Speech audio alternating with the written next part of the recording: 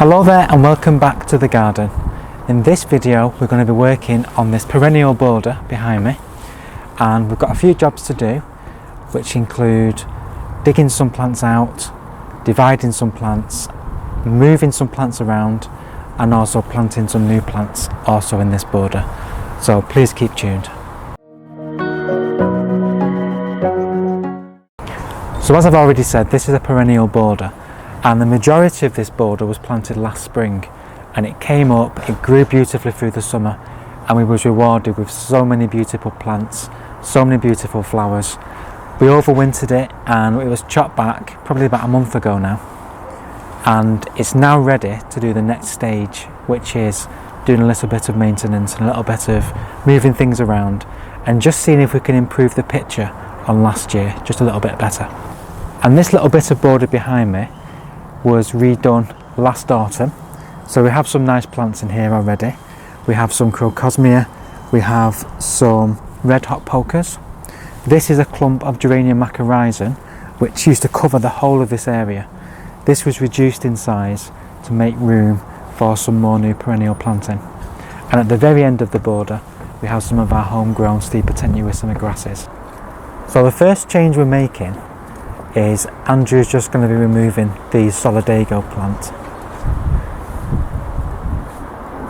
If you can remember back to last year, this plant is right behind the Rudbeckia, which is also yellow.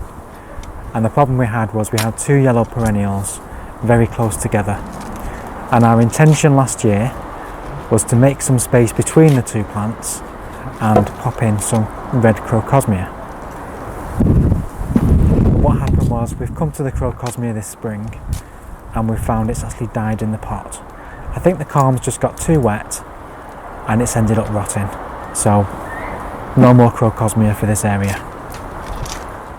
Because the Solidago hasn't really got a very long season of interest, it does flower quite late, and when the flowers do come out, while being magnificent and beautiful, unfortunately they do not stay very long, and in the blink of an eye it's flowered and gone. And what we're looking for this border is to try and get as many seasons of interest as we can. So what we've decided to do is we're going to replace this Solidago with some Echinops, or the globe thistle. And that's going to solve the problem of the yellow being in front of it, because yellow and blue makes a really good combination. It's also going to be next to the pinky red of the Persicaria, which is just on the end. And also the Echinops is not only going to give us some beautiful flowers, lovely globe flowers, blue, that are lovely and attractive to the butterflies and the bees. It's also going to provide us with another season of interest, which is through the autumn and winter, because Echinops really do look beautiful when they're left to stand, the flowers have faded and the seed heads are just left. The seed heads are also attracted to birds who can be nibbling at the seeds inside the seed head. So Andrew's just making sure now that we've got all the root, or as much of the root as we can get. So these are the Echinops we're going to be planting, and this is a variety called Echinops ritro Veitch's blue, and this is a beautiful globe thistle. They all have this quite soft, it almost looks like it could be quite spiky, but the leaves are actually quite soft, and it's going to grow to a good height and it's going to look beautiful in this part of the garden. So we've got 3 of these to go in.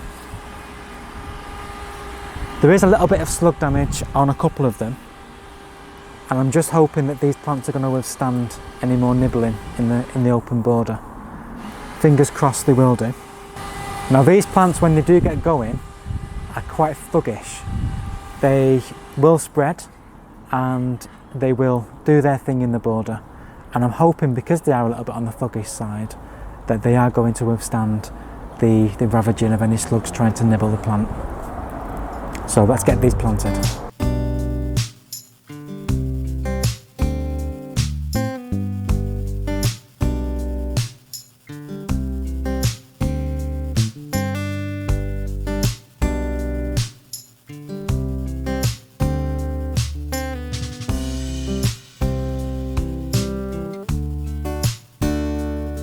This variety of Echinops grows to a height of about 90 centimetres and a spread of about 60 centimetres.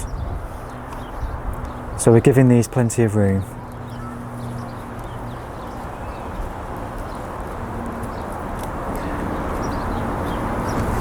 They thrive in a really good sunny position, and this side of the border is perfect because it does get a lot of the sun for most of the day. So Andrew's just popping these in now.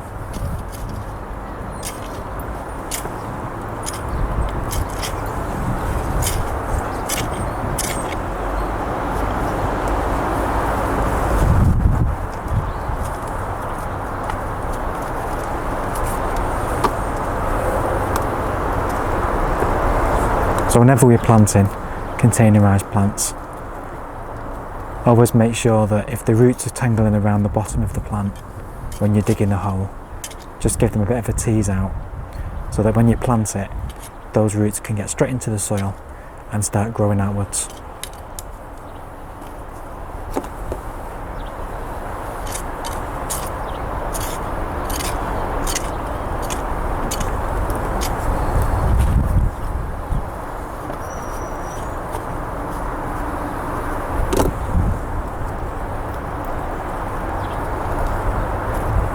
You can normally get two sets of flowers on Echinops.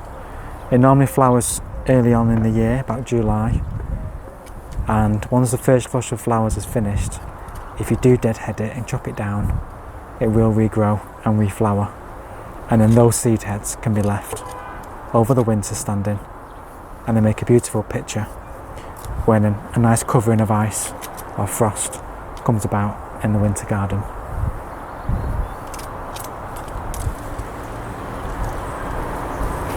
So the first plant we're going to divide is this Rudbeckia. So this is Rudbeckia fulgida deamii, and we're just going to make it so that we get two clumps out of this one. So Andrew's just spading around the area, around the circumference of the plant.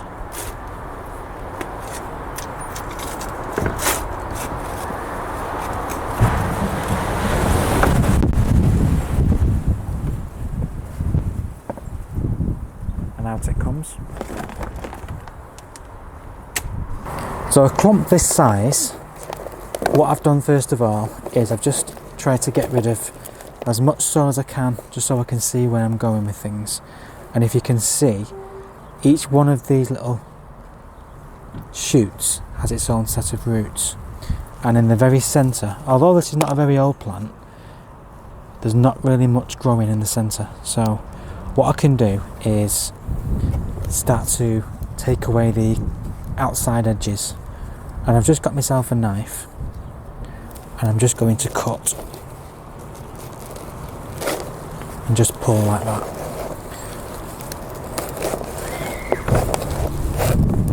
So that's a nice clump, and then these bits here, you can see the centre bits, apart from that one, it's actually dead.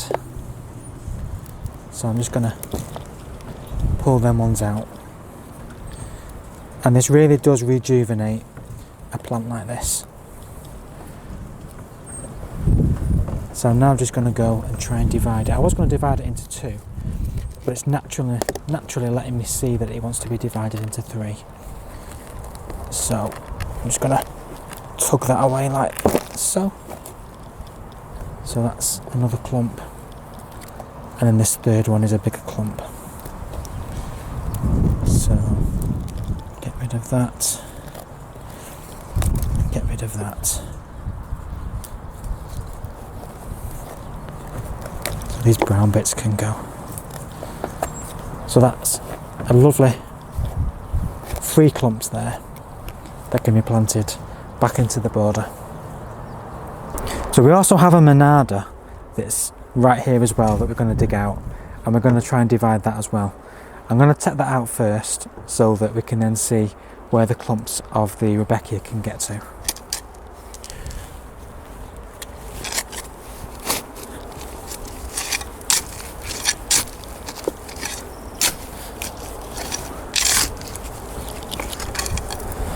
And that's come out really, really easy.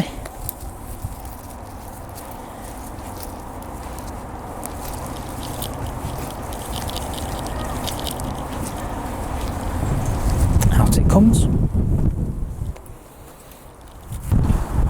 So I'm just now going to place the Rudbeckia clumps just where I want them.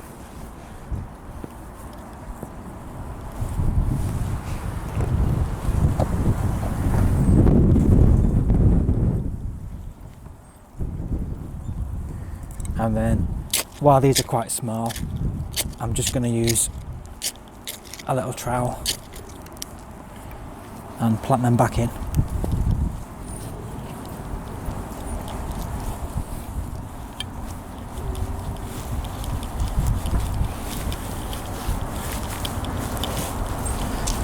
We have a beautiful eupatorium just towards the back, just where that label is there. And that's going to stay there. That's a very tall eupatorium.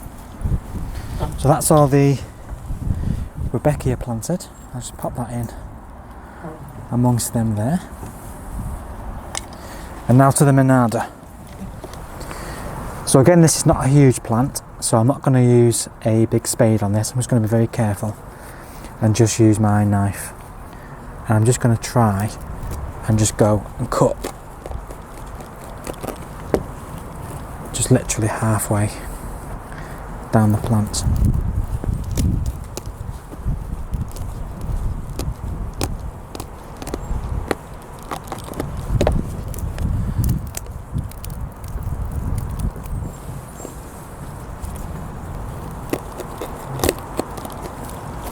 And that's all I need to do. Now these can be replanted directly into the garden. So because I'm working my way down the border, I'm having to reshuffle things as I'm going along. So the Monarda is now been split, but with the Aster being next, we need to dig that out, and we're going to try and divide that as well. And then we need to move that further back into the border, because what we found last year is because it was quite close to the front, it was coming so far forward, and even though our best efforts of keeping it back with stakes and metal stakes, it was still too heavy and it kept coming forward onto the border, so that needs to go a bit slightly back. So I'm going to dig that out first, and then that can be divided as well.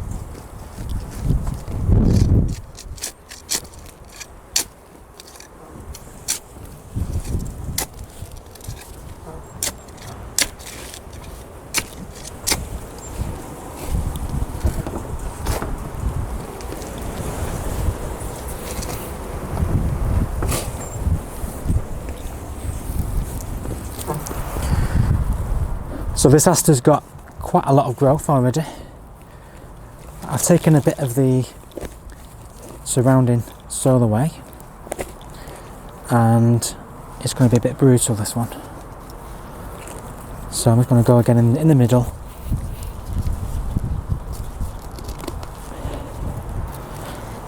And just cut.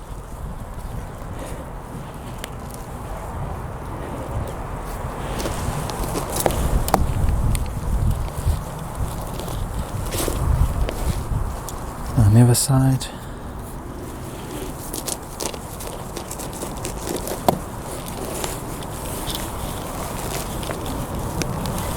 So sometimes you need to get a bit more help. So I'm just going to have to use this trowel. There we go. And it comes away in two nice big clumps. And there's a bit of wastage there. Some shoots have been damaged, but that's fine. Plenty more.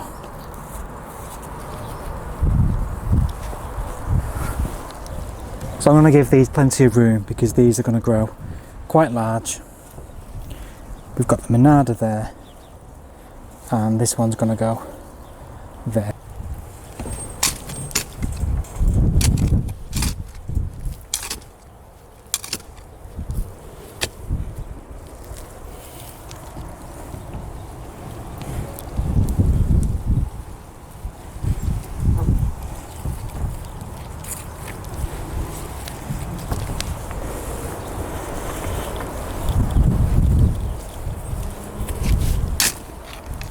we've been waiting ages to get this job done, and it's just been so wet. Every time we go out to do stuff, it's just been too wet, and the ground's been too wet, and it's been raining. So luckily today, we've waited till the afternoon, and the rain's finally given us a break, and the sun's come out, and we seized the opportunity to come out and get this job done.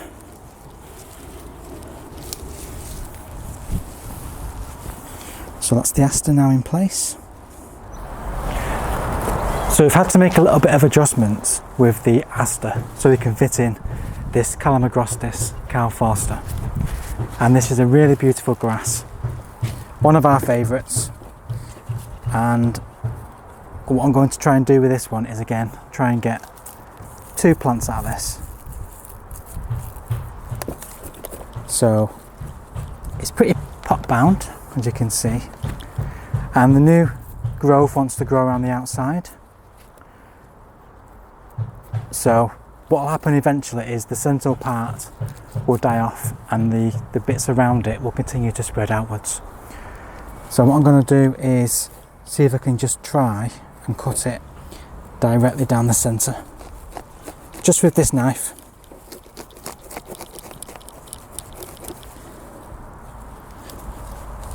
And see if I can get 2 good portions out of it.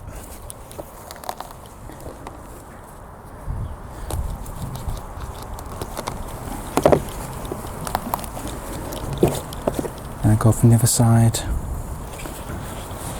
and do the same thing again, cutting right down that centre, and then just try and tease it apart.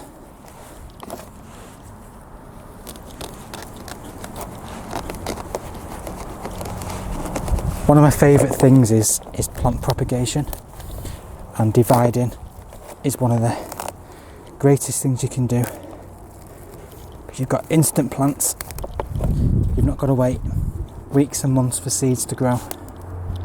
You've literally got the plant there and ready to go straight back into the border.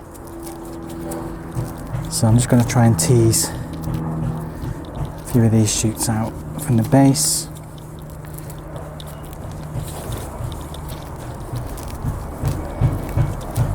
As you can see, I'm not being delicate with it, I'm being quite rough with it.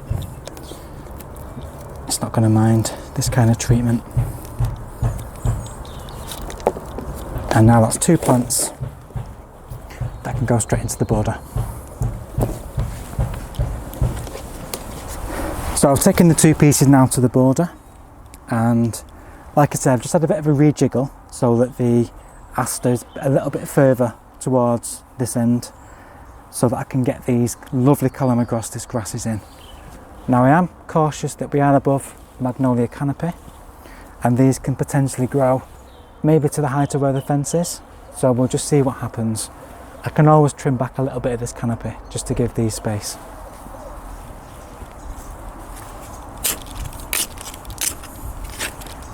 I was determined to get these in because I was looking forward to them when I bought them last autumn.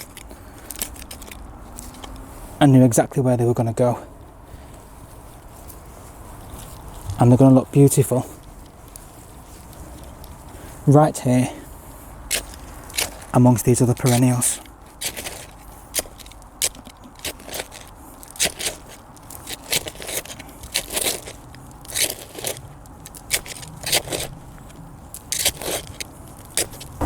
So this variety of Calamagrostis has the most beautiful upright habit. So these have the most beautiful flower plumes which come in summer, which age really beautifully, and they stand up in all the winter really well as well. So they're giving us multiple seasons of beautiful interest. And I just know that in this border, amongst the other perennials that we have, it's just going to be perfect.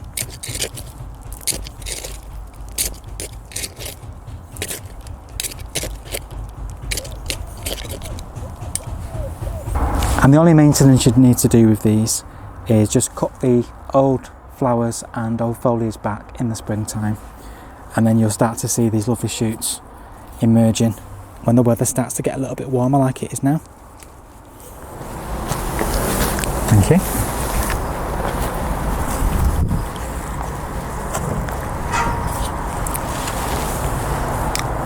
So if you remember back to last year, we had a beautiful yellow Achillea in this space. Now unfortunately we've come this spring and we've tried to search for any kind of signs of life, and unfortunately there are none, so it's died. And what we're going to do is seize the opportunity in the space to plant some more of these Stipa tenuissima plants. And this will just bring the theme of the grass from the other side of the border to this part as well. So I'm just digging a nice little hole and just placing these in. So these have already been cut back a few weeks ago.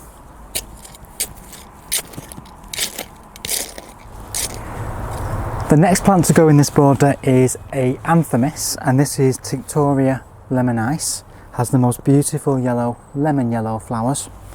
This was originally in this border, actually in the same position this time last year.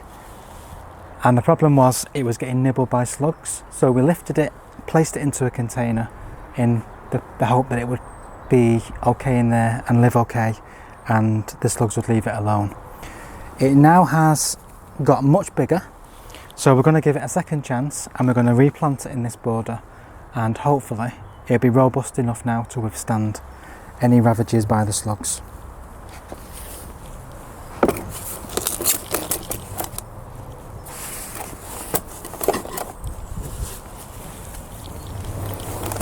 So I've just tipped it upside down.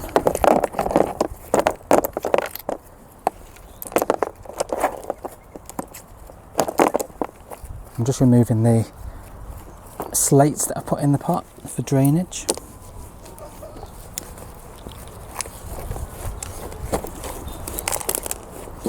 So it's quite a large plant now. And with this pre-dug hole, I'm hoping, yeah, perfect. It's going to be back at home in this space. And hopefully the slugs will leave it alone.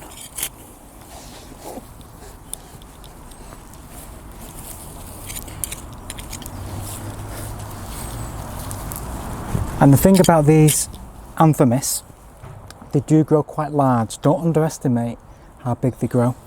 So if you are planting them in a border like this, always give them a little bit of space at the front, because these will grow quite tall, quite large around, and they have a tendency to want to go forwards. So this space in front, it may look like bare soil now. This will be covered by this plant once it gets going.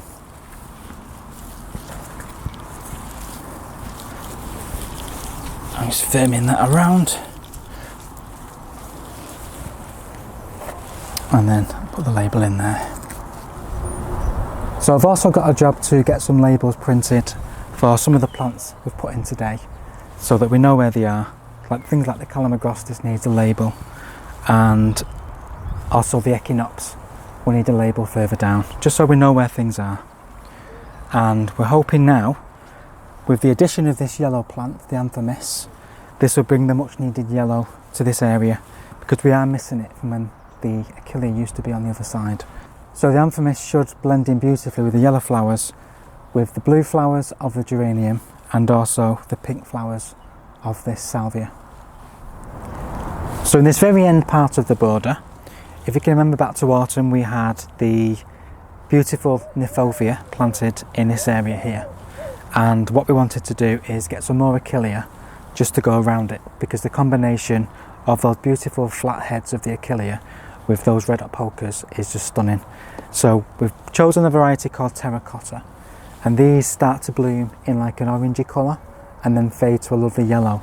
So it's a really good colour for the border, really. So I've just got these pots, and these have been bought in. So I'm just going to plant them in the spaces around the Symphyotrichum.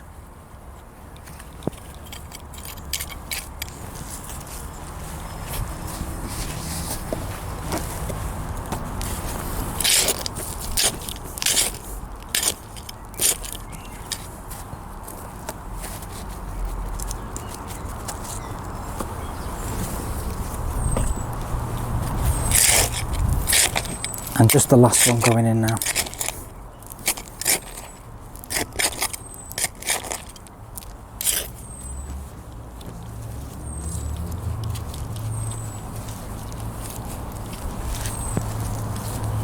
So last up for this border is these Allium bulbs. These were planted in these pots in the autumn.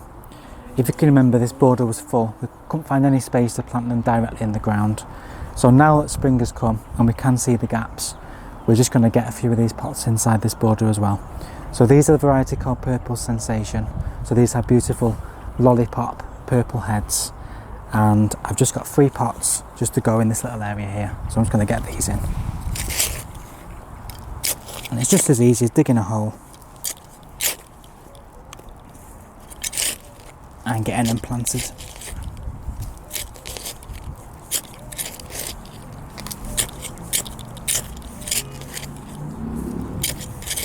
And I'm really looking forward to these because we do love our alliums.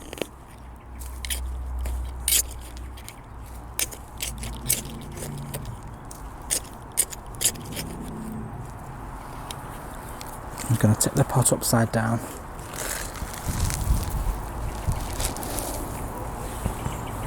And get those planted.